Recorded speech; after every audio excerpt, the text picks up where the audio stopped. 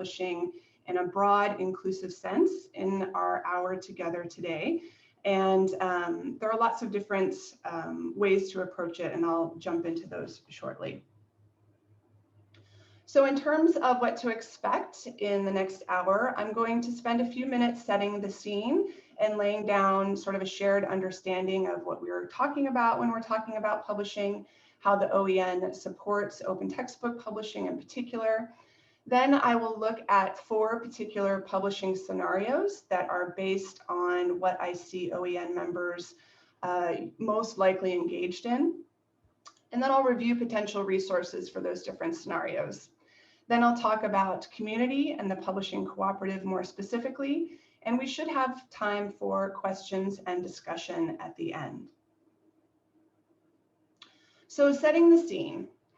Publishing can mean many things. It might be called creation, authoring, writing, making, and I think all of those verbs speak to the creative aspect or endeavor to writing or making an OER. And usually there is a sense of ownership, a sense of creating something that's going to reflect you out in the world. And sometimes that can make the stakes feel a little bit high when working with authors, and we'll get into that a bit later too.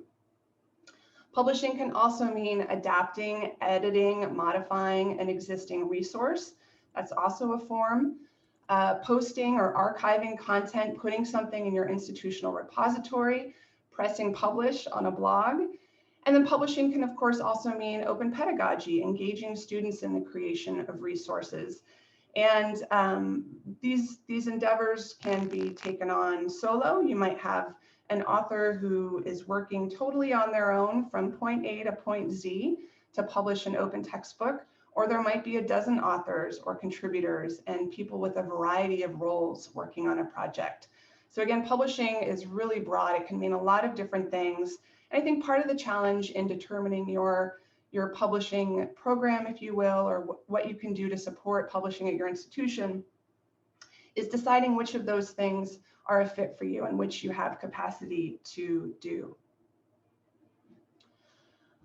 Publishing is really integral to open education and the promise that open education offers all of us with open licenses. It's an opportunity to include more voices and perspectives, either in existing learning material or from scratch. There's an opportunity to localize content so that it really resonates for students. You can localize a resource, for example, so that all of the examples are at a community college in an urban center. You can indigenize content and really tell indigenous stories related to, let's say, environmental science. And there's also the opportunity to update text to reflect the current moment. And as we all know, things are changing all the time, and having the ability to update text is really pretty awesome, considering what was previously required to update a text through a commercial publisher, a years-long process. But now somebody can fairly easily jump in and put a current event example into their resource, be it a case study, a story, an interview, or multimedia. And as I talked about on the last slide, there's also the opportunity for students to create content and engage with faculty, engage with the world in that way, and telling their own stories, doing the research, and really being involved in content creation, which can be very powerful. And the OEN has had presenters and other resources for open pedagogy. And so I won't dive too deeply into that today, but I do want to include it in the conversation around publishing. Something that I think is worth clarifying is the OEN is not a publisher. We have the Open Textbook Library, of course, but that is really a resource of content created by dozens, actually hundreds now, of different authors and publishers. So we're really here to support your publishing efforts, much in the way that we're here to support your open educational programs more broadly, your workshops and your work with faculty. And so that is really the underpinning of our publishing support. Much of the content and resources that I'll talk about today is focused on open textbooks. It can, of course, be adopted and adapted for other OER creation, but I'll talk most specifically to open textbooks, which of course are free to the end user at no cost and have permissions to edit. I also want to clarify that when we talk about textbooks, we're talking about a resource that has structure. It has pedagogical elements. All of you have seen textbooks, so you know what I'm talking about. Each chapter may begin with a preview, a bulleted list of what you're going to read about in that chapter. And each chapter may end with reference questions or reflective questions or key points. It's that kind of structure, hierarchy, and organization that makes a textbook different from a monograph. It's different from a block of text. And that structure is also very important to accessibility, as well as to the learning experience more broadly. Now, there are lots of ways to support publishing, just as there are lots of definitions of what publishing even is. On the left, under platform and resources, I've listed a few things that I see OEN members do fairly regularly. They might offer access to a platform, commonly Pressbooks, but there are many other platforms like LaTeX, Bookdown, LibreText.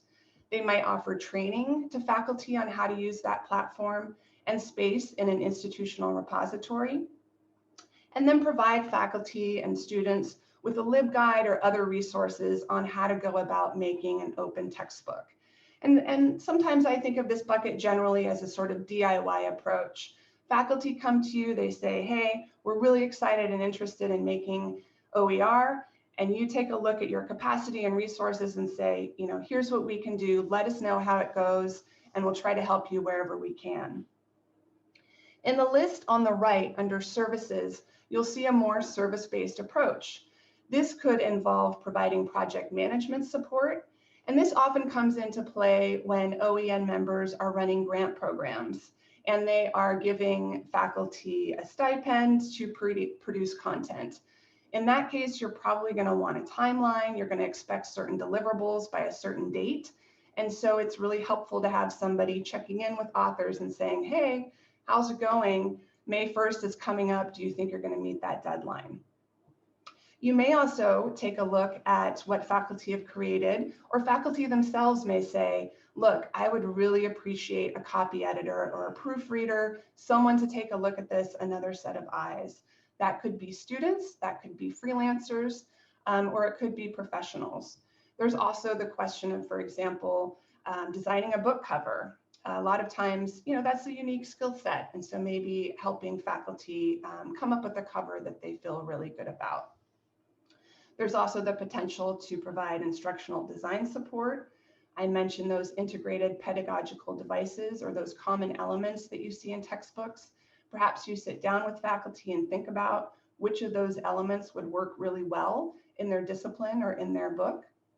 You may also need to do an accessibility review, provide Creative Commons license consultations and attribution support, or you may find yourself giving recommendations on how to provide print copies or working with the bookstore on doing that.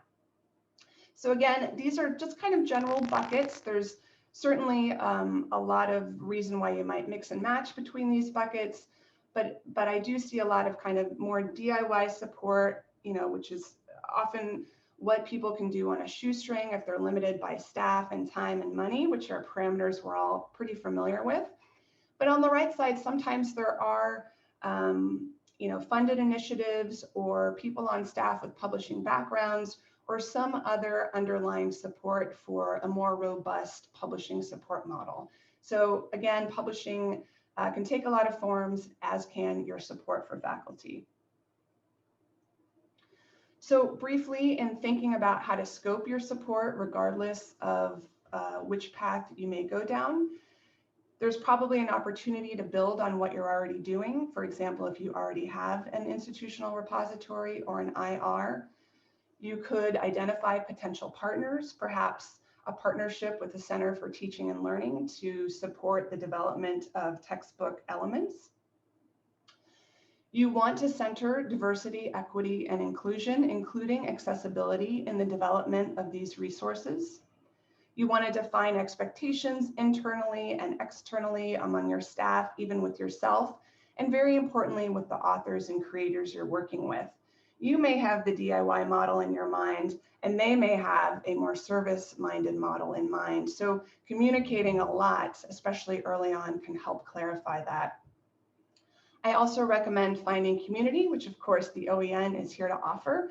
There's other communities like the Library Publishing Coalition, Rebus community. Finding a network of people who are doing this work and can help support you through the process is really an important part of taking care of yourself, especially in the beginning when you're figuring out how all of this works. And so we're going to talk more today about scoping your support and some of the resources available for that. All right, so we spent some time setting the scene. Now I would just like to hear from you quickly about how ready you are to dive in. So I think I have just launched a poll. With any luck, you see a question. Describe the likelihood of launching a publishing program at your institution or consortium in 2020-2021. I see some results coming in. For some of you, it's already happening. For others, you're ready to go. It's not quite happening, but you're getting there. Another group, maybe one day, we're exploring this. And so far, nobody's saying probably never. I'll give it another second. This is an anonymous poll, so we won't track you down to follow up. But I'm interested in where you're at.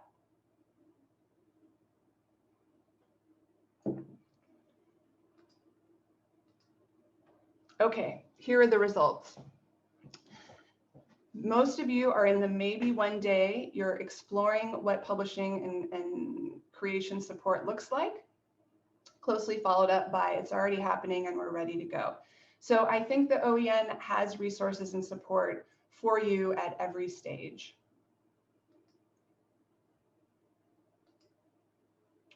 All right. So in terms of our time together today, I have set the scene. I'm just going to check in and see, Barb, is there anything in chat that I should address before moving on to the next section? Nope, nothing in there yet. Okay, thanks. So now we're going to look at some publishing scenarios that are fairly typical and potential resources for those scenarios. Okay, I developed some personas. So here's Marjan. She's in scenario number 1. Her faculty are interested in writing open textbooks. They do have an IR at their library. No one there has much of a publishing background or money, but maybe later there's an opportunity for a grant. And I think, as all of us can identify with, they want to help, but they're not sure how. So Marjan could consider trying one project. This is what I think of as a soft launch. And it's really, I think, best done with faculty you already know and trust, someone you have a relationship with. And I've seen this happen time and again. I think it's fairly common that someone you do already have a relationship with has heard about OER, is excited about OER, and they start talking to you about making their own OER. So you're not doing a big call for proposals, you're not looking at multiple projects, you're working with somebody who you already know and who you can say, look, this will be a first time, I'm not sure how it's going to go, but we work well together and let's jump in. Marjan could sign up for Pub 101 to get oriented to publishing, some terminology, some typical practices, and she could invite anyone else on her staff who's interested to join her. She could choose to leverage the OEN Pressbooks Sandbox for one free project and use that platform as a means to publish. She could share some OEN guides with authors to help them along their path. And of course, Marjan and everyone on the staff already has an existing skill set. So for example, consulting on Creative Commons licenses, helping faculty find openly licensed resources that are already out there. These are services that that you're probably already comfortable providing and that definitely fit into a publishing program. So now we're going to take just a moment to jump a little bit deeper into the resources Marjan could consider. I mentioned Pub 101. This is available both asynchronously and live online. You'll see a snapshot here of the last time we did Pub 101 as a group. Very low stakes and informal orientation. It's hosted by OEN members who have publishing experience. And it's really just an experience and an opportunity to ask questions in a very comfortable learning environment and hear from people about how they have built their programs and what they've learned along the way. After completing Pub 101, institutions and allied members are welcome to join the co-op. Consortia are also invited to join, and we can talk more about exactly how it works at the consortial level. But Pub 101 is really the pathway into joining the publishing co-op. And I have a link there in case you're interested in signing up for Pub 101. I am planning on offering it in the new year. And so go to z.umn.edu/pub101-sp21 to let me know if you're interested. And I'll share that link again at the end of the presentation. Pub 101 is built on the publishing curriculum by the same name. This is a University of Minnesota Canvas curriculum with 8 units. In Pub 101, we focus on the first 5. As you can see there, they're an introduction to publishing. And by no means are these units meant to be didactic or telling you this is what you need to do to build your publishing program. They're really just meant to introduce you to how it's typically done and give you kind of a wide overview of different options that are on the table. I mentioned PressbooksEDU. Most of you are probably already familiar with Pressbooks. It's a software that you can use to create, edit, and adapt OER. It's built on WordPress, so if you've ever blogged in WordPress, you would be familiar with the WYSIWYG and the dashboard.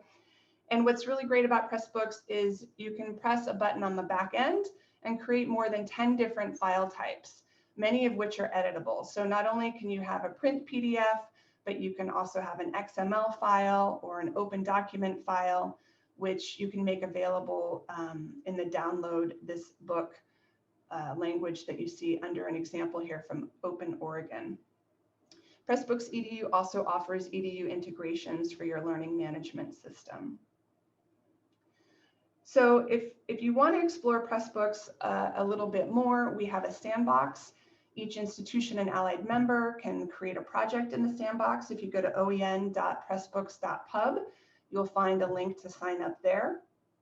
You can have a project in mind when you join the sandbox or not. You can just sign up and then bump around in the back end and familiarize yourself with how it works.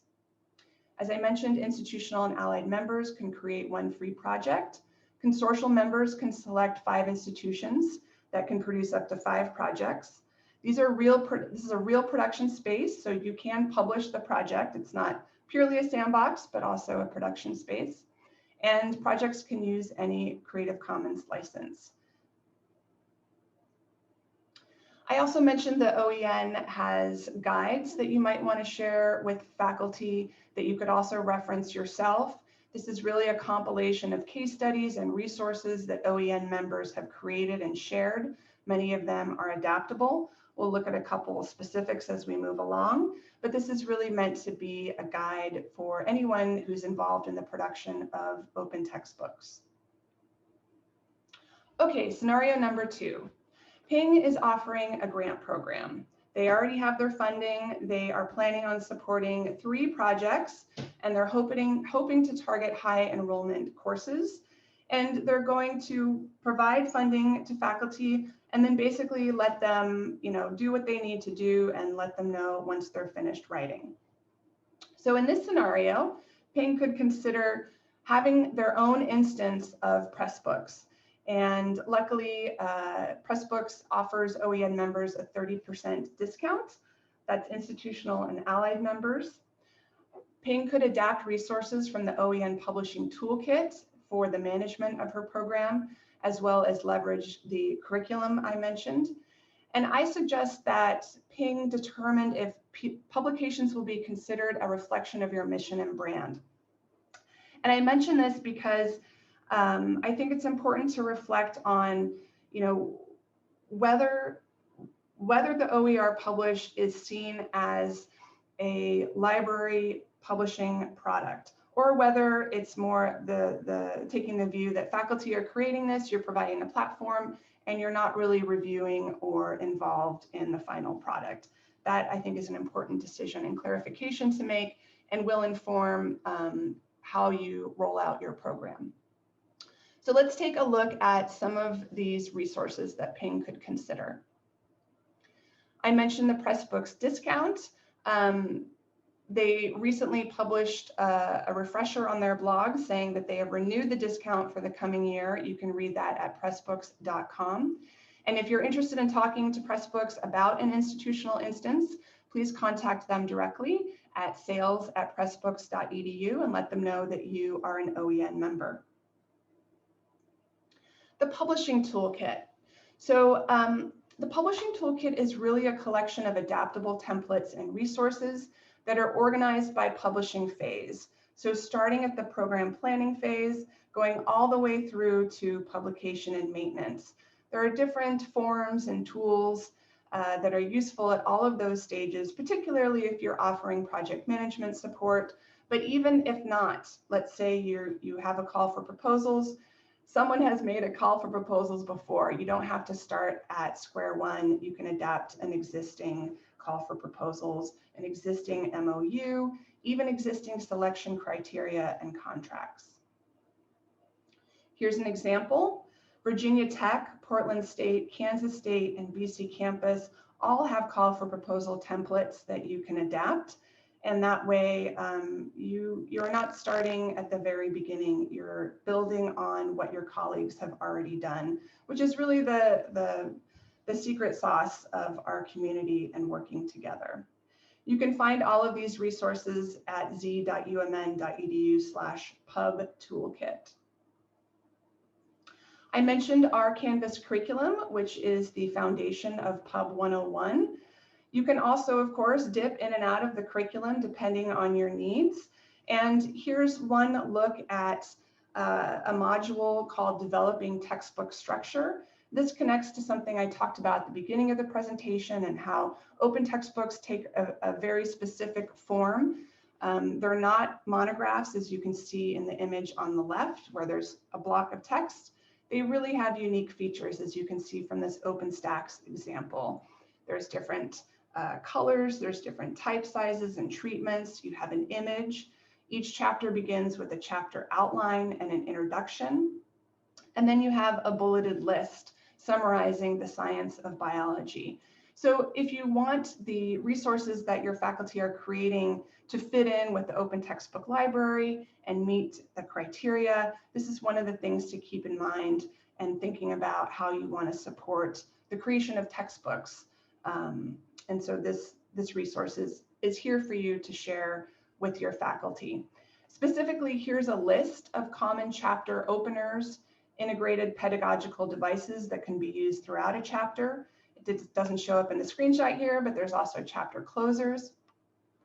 And I'm happy to say that Kathy S. Miller at Oklahoma State went ahead and adapted this page into a handout that she gives her faculty to support their writing of open textbooks. So you can always download that and share it with faculty as a resource as well.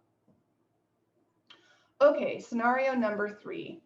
Meredith has interest and funding for a publishing program. They're in a sweet spot, if you will. They have staff with publishing backgrounds, and they're really excited about creating an OER program that showcases faculty work and student benefit. In other words, they're kind of all in. They're in, I might say, an enviable spot.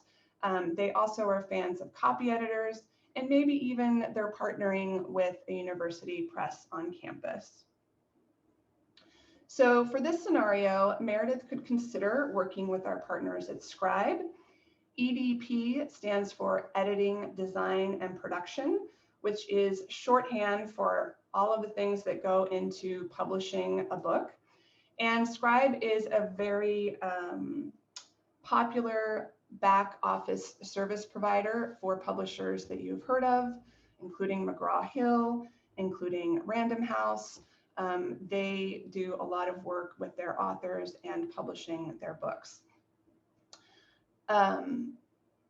Meredith could really invest in project management and structuring the textbook development process with project management tools and check-ins. For example, at Virginia Tech, I know that Corinne Guimont uses, is in Asana, or another project management tool that she shares with faculty so that they can both see deadlines, they can both see timelines and be on the same page about what is due when. And I think considering Meredith's goals to really create sort of a flagship program that shows how the library publishing program is supporting faculty and student saving and student learning, that they would want to consider creating an imprint, something that says, you know, we were involved in creating this, and this is a reflection of our publishing efforts. So a little bit more about Scribe and editing, design, and production services. That may include something like copy editing, proofreading, indexing, typesetting, page and cover design. They do ancillary development, multilingual editing, and really have a full suite of pre-press services for print and electronic formats. All the things that you would expect from an organization that supports big publishing houses. You, as OEN members, work directly with Scribe by setting them up as a vendor. This can be a benefit if you're anticipating supporting multiple publishing projects. Sometimes, for example, students are used as editors or proofreaders or designers. Freelancers are used. Nothing wrong with that at all, but I have heard that sometimes it can be an administrative pain to get everybody in as a vendor and coordinate with different systems and POs. And setting up Scribe as a one-stop vendor may be a benefit for you. And Scribe is happy to work with you, whether you want to do just a little bit with them or the whole kit and caboodle with them. You decide what services you want. They're not going to try to sell you anything. You basically bring them the project and say, this is what we've got. This is what we think we need. Can you please take a look at it and tell us how much will it cost and what would be involved? So there are members of the OEN that have had Scribe copy edit several books and then publish them in Pressbooks. We also have had OEN members who have worked with Scribe on the whole kit and caboodle and the entire book production. And that's what we're going to take a look at now. This example is from Portland State University Library. They were one of the founding members of the publishing co-op. They jumped in with both feet to explore publishing support with us.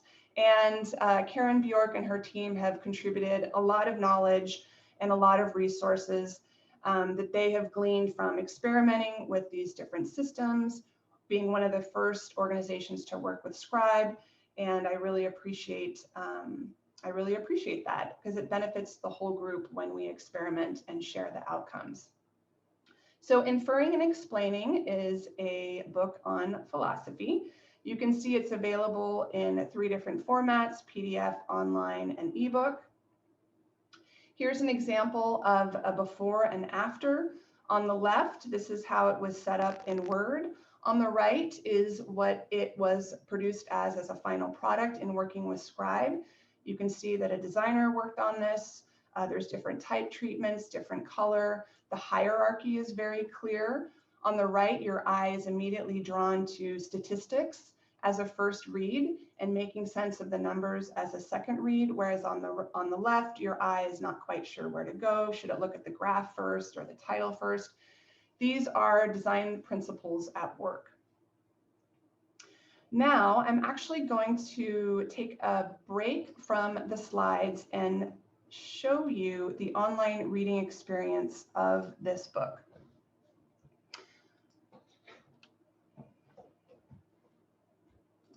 Now I'm paging through, and as you can see, this looks a lot like a commercially published textbook. Here we are in the table of contents.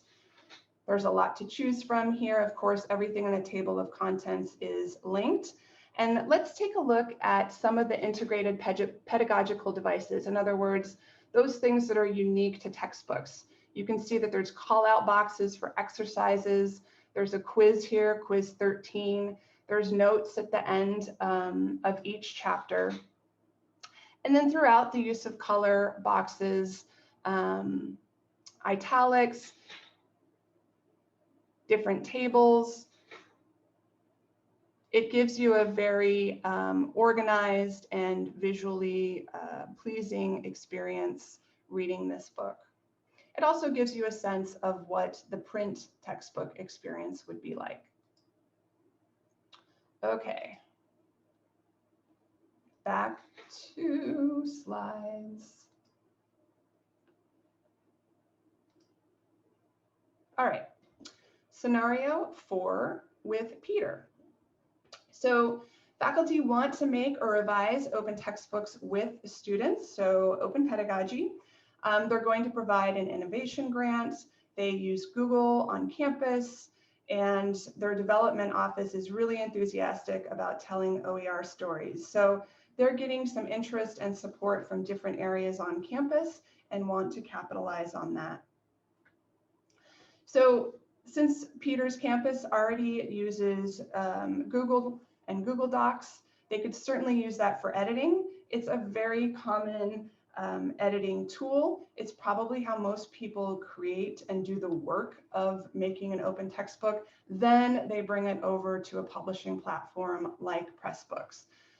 You can also, of course, use Google Docs and then create a PDF and have the Google Doc format and the PDF format. There's lots of different technical ways to create and share open textbooks. Now, Peter could consider questions of copyright and really sees the opportunity to work with students on copyright, educate them about what it entails, and really dig into licensing and what Creative Commons licensing means, what the implications are. There are a lot of things to consider when working with students and potentially sharing their content online with the public for it to live forever. So it's a very, something to really be thoughtful about. It's also, I think, important to think about an MOU to spell out, you know, what students are agreeing to. We do have an office hours that we hosted with the Rebus community on this topic. I know there was an open pedagogy presentation at Summit this past summer, and the Rebus community also created a guide to making open textbooks with students. So these are all good resources to consider if going down the open pedagogy route. Here's the office hours I mentioned. I think the other day we realized we've been hosting office hours for about 3 or 4 years, averaging 1 per month. So there really is a lot of material to review. These are stories firsthand from your colleagues that share what they've learned and what resources they have for doing different things in the open textbook publishing space. And back to the publishing toolkit, I want to highlight another example from the toolkit. This is the Adaptable Open Educational Resources Publishing Agreement, in other words, an MOU or a contract. We worked with about half a dozen OEN members on this contract, along with American University and Creative Commons, to come up with a draft. Once they came up with the draft, that's when our members asked their scholarly communications and copyright librarians and their general counsel to review this draft. So it's really been thoughtfully vetted. That said, you'll want to share it with your local general counsel to make sure that it's aligned with your intellectual property requirements on campus. But this is a really great starting point, working with anyone, faculty, student, anyone on publishing open textbooks to clarify who's doing what the expectations are, and what the outcomes are. It's also an incredible communication tool.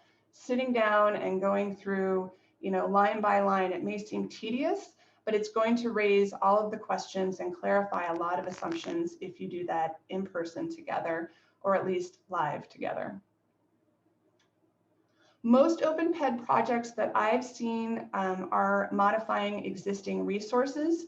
And so with that in mind, you could also use modifying an open textbook, what you need to know, a guide, again, with many OEN contributors who researched and laid out how to work with different document types. I have said, and others in open education have said before, while the licenses allow the legal editing of resources, the technical side of editing these resources is often really sticky and can be a headache. And so we're not quite in a technically open place yet. And so there's there's a lot of different scenarios that you'll probably find yourself working with. So those are the 4 scenarios that I have seen in the OEN most commonly. Now I would like to launch another quick poll. Which of the 4 scenarios I just reviewed are you likely to try or are already supporting? So you can pick more than one here. Scenario 1, as a refresher, faculty are interested, we want to support them, maybe we'll do a test project. Scenario 2, we're going to do a grant program. We want to provide support to faculty and probably offer a publishing program. Scenario 3, we have publishing and funding, and we want to have an imprint. We're really excited about supporting OER publishing. And then scenario 4, we anticipate some open pen projects, working with both faculty and students. I'll give another second or two for you to weigh in.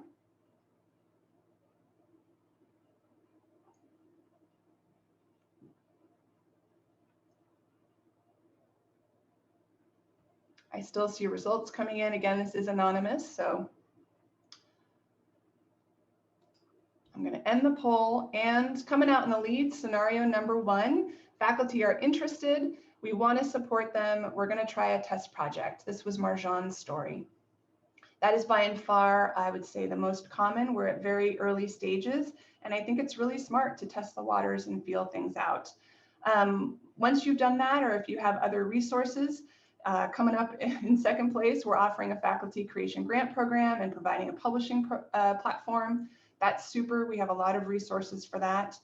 And then scenario 4, working with both faculty and students, supporting OpenPed. And then scenario 3, with 11%, comes in the caboose. We have funding and publishing expertise, and we want to have an imprint. There are those results. Thank you for sharing where you're at with us.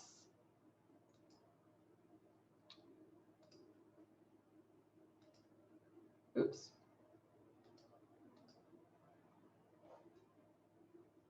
All right. Well, regardless of which of the 4 scenarios you most identify with, I will give you a few general comments, and that is that publishing usually includes a few surprises.